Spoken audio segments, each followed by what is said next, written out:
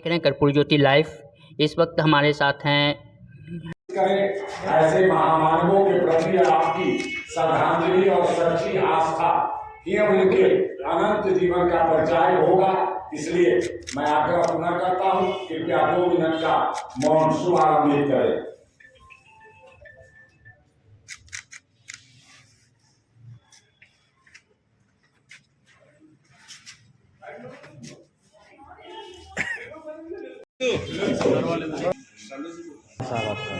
आज पंच सरपंच संघ राज्य कार्यकारिणी की महाबैठक पूर्व सूचना के आधार पर आयोजित हुई।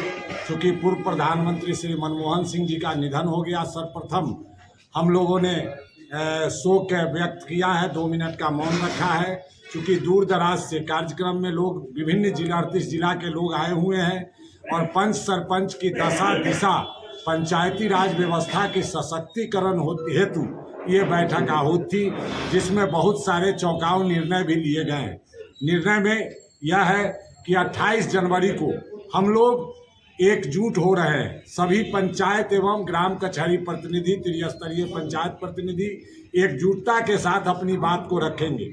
ग्राम कचहरी सर्व सुविधा संपन्नता हेतु 11 सूत्री मांग रहेंगे।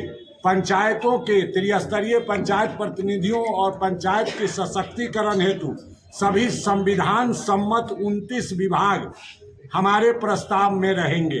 बिहार पंचायती राज व्यवस्था को ग्राम कचहरी सहित को केरल मॉडल के रूप में लागू किया जाए, यह हम लोगों का डिमांड होगा।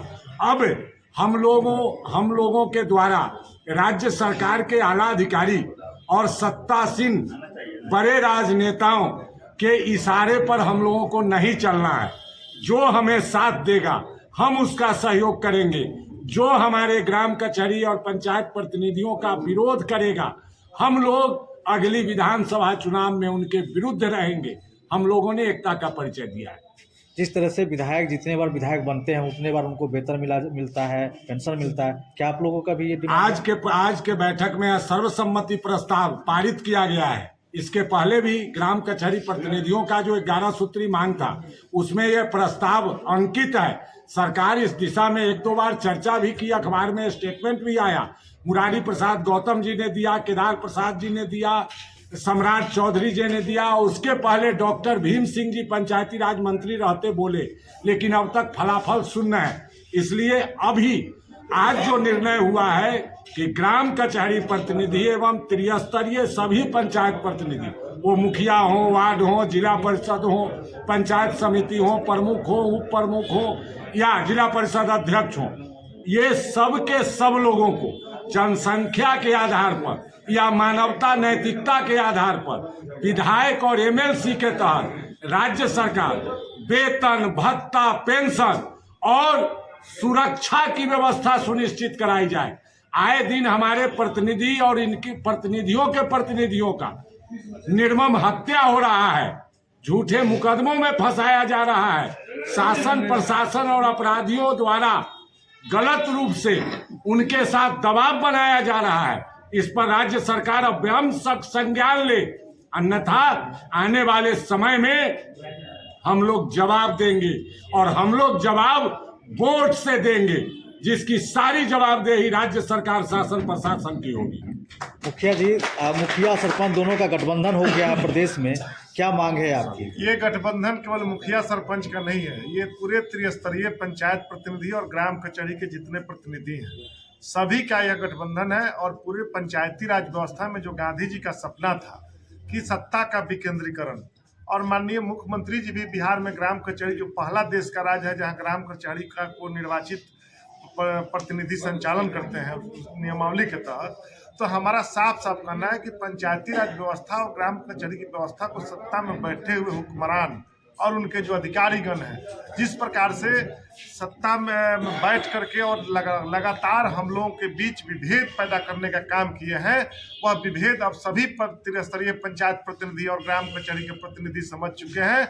इसलिए अब उनके झांसे में आने वाले नहीं हैं और उनका अब साफ साफ हम लोगों का सबका मानना है कि ग्राम कचहरी को अगर मजबूत करना चाहती है सरकार तो सत्ता में बैठे हुए जो लोग हैं हुक्मरान हैं, आप केवल किसी को पद दे देते हैं, निर्वाचित आपका निर्वाचन प्रमाण पत्र दे देने से नहीं ना होगा।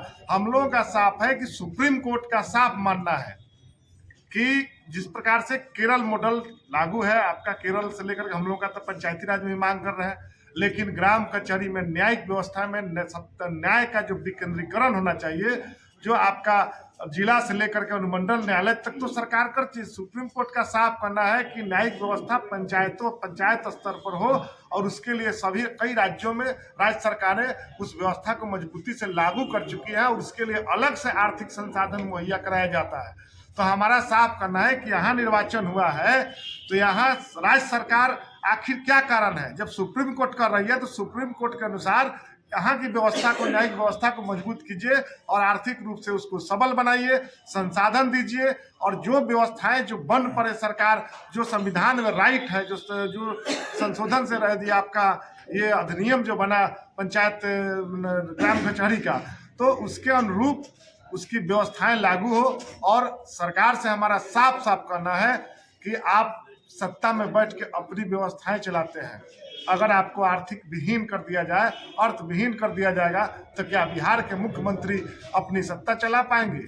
तो सवाल ये है कि जो हमारे ग्राम कचहरी के प्रतिनिधि हैं, आज सभी यहाँ इकट्ठा हुए हैं, तो सबका एक ही मांग है कि मूल रूप से कि सर्व सुविधा संपन्न जो बनाया ग्राम कचहरी को बनाया जाए, पंचायती राज व्यवस्था किस प्रकार से मजबूत हो। और हमारा साफ साफ कहना है कि अनुमंडल में और जिला स्तर पर जो स्टाम्प ड्यूटी के नाम पर उसका उपयोग वेतन भत्ता और गाड़ी में तेल के नाम पर खर्च किया जाता है, अनुमति दी जाती है, तो हमारा है कि उस राशि का एक हिस्सा 3 हिस्सों में बटे और एक हिस्सा राइट है, क्योंकि गांव के ही केस जाता है। जब पंचायती राज अधिनियम में है कि गांव में आर्थिक व्यवस्था मजबूत करने के लिए उसको टैक्स कलेक्शन का अगर अधिकार दिया गया है और अन्य मद की राशि में भी कटौती करके ग्राम पंचायतों को दी जाती है, तो ग्राम कचहरी को भी न्यायिक व्यवस्था में जो विकेंद्रीकरण करना है उसको कटौती करके दे सरकार। और हम लोगों का साफ है कि सत्ता में बैठे हुए लोग अंधे गूंगे बहरे हो चुके हैं, अब नहीं सुन रहे हैं, इसलिए हम लोग तय किए हैं। और आज हम लोग का साफ साफ रणनीति बना है कि आगामी 28 जनवरी को राज्य के ग्राम कचहरी के सभी प्रतिनिधि और त्रिस्तरीय पंचायती राज व्यवस्था के सभी प्रतिनिधि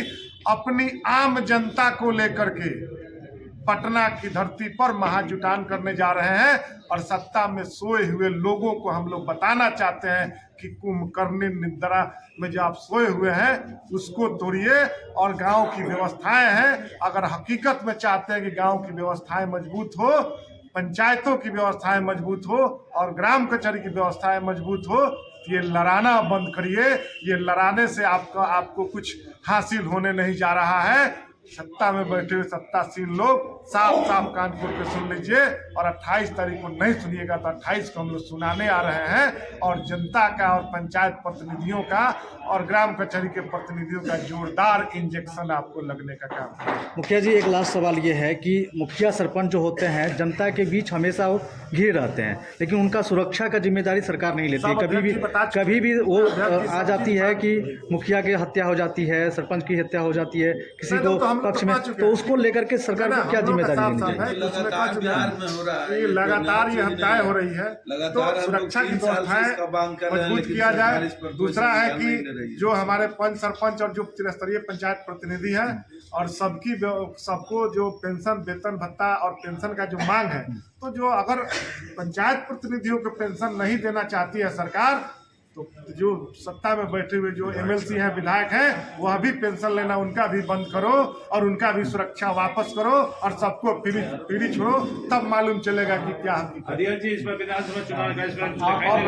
इसीलिए सुरक्षा के बारे में क्या बताएंगे? जिस तरह से सरपंच और मुखिया का हमेशा समाचार मिलते रहती है कि हत्या हो गई, सरपंच भी किसी के पक्ष में चले जाते हैं, किसी के विरोध हो जाता है, तो उनको लगता है कि हमारे पक्ष में दे दिए हैं, तो मतलब किसी तरह से उनका हत्या हो जाती है। मुखिया का भी यही होता है, तो इसको लेकर के कौन जिम्मेदारी लेगा और उसके जिम्मेदार कौन है? ये जो हत्याएं बार बार होते रहती है, इसका जिम्मेदार तो सरकार है हमारी, क्योंकि चाहे मुखिया हो या सरपंच हो, इनमें से किन्हीं लोगों को न कोई सुरक्षा का व्यवस्था है और न कोई गार्ड की व्यवस्था है। अगर सुरक्षा, जैसे हमारी सरकार ने, मंत्री ने बोला था कि हम मुखिया लोगों और सरपंच लोगों को सुरक्षा प्रदान करेंगे, उनको सिक्योरिटी देंगे, किसी को तो मिला नहीं, और मिलेगा तो उसका आपको भुगतान करना है। भाई क्यों? आप लोग सिक्योरिटी लेके चलते हैं तो आपकी सिक्योरिटी का व्यवस्था सरकार खुद अपने पैसे से, सरकारी पैसे से होता है, और मुखिया सरपंच या अन्य प्रतिनिधि जो हमारे हैं वो खुद अपना पैसा क्यों देंगे? वो तो सरकार को व्यवस्था करना है। और हमारा जो त्रिस्तरीय पंचायत के प्रतिनिधि लोग हैं, चाहे मुखिया हो या सरपंच हो, पंच हो, सदस्य जो भी हो, वो लोकल से चुन के आते हैं, स्थानीय निकाय से चुन के आते हैं। उनको तो ज़्यादा इसका सामना करना पड़ता है, काहे कि प्रतिद्वंदी एकदम बगल के लोग होते हैं, तो उनको तो और ज़्यादा सुरक्षा की व्यवस्था करना चाहिए। इसलिए इस मामले में हम लोग सब एक हैं। जैसा कि हमारे बिहार के सरपंच संघ के अध्यक्ष और मुखिया संघ के अध्यक्ष आप बता चुके हैं सारी बातों को, हम लोग उन लोगों के साथ हैं और हम लोग एक साथ लड़के संघर्ष को आगे बढ़ाएंगे और एक आंदोलन का रूप देंगे। क्योंकि जिस तरह की व्यवस्था है अभी त्रिस्तरीय पंचायत के, चाहे वो सरपंच हो या और मुखिया हो, जो भी हो, हमारी कार्यपालिका हो या न्यायपालिका हो, दोनों में किसी को सरकार कोई व्यवस्था नहीं कर रही है और उनके अधिकारों का हनन कर रही है। पूरी व्यवस्था है जो आपका ब्यूरोक्रेट पर चल रहा है। सरकार पूरा चाहती है कि हम पंचायती, सरकार जो सैलरी बढ़ा करके आप लोगों को दे रही है, क्या उससे आप लोग खुश हैं? क्या भाई, आप 2500 से 5000 के, हम ये पूछते हैं कि एक विधायक का क्या होता है? सैलरी के अलावा उनका भत्ता होता है, भत्ता ही उनका ज़्यादा हो जाता है। वो पटना में बैठे रहेंगे और बोलेंगे कि हम मधेपुरा से घूम के चले आए हैं। क्या हमारे पंचायत प्रतिनिधियों का ऐसा नहीं होना चाहिए?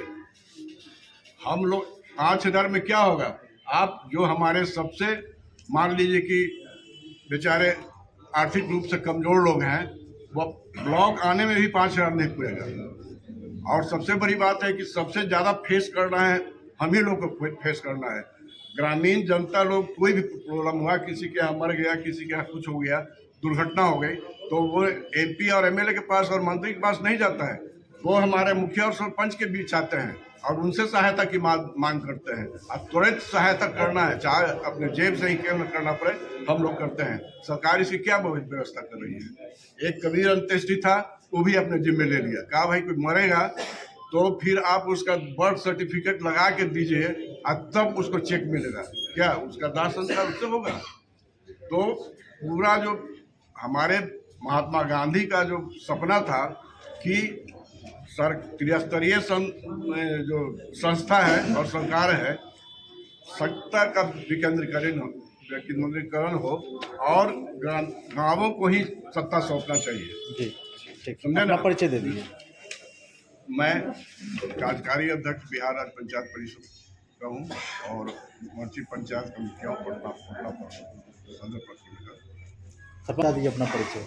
अमोद कुमार निराला, प्रदेश अध्यक्ष पंच सरपंच संघ बिहार। मुखिया जी। मिथिलेश कुमार है, प्रदेश अध्यक्ष मुखिया महासंघ बिहार।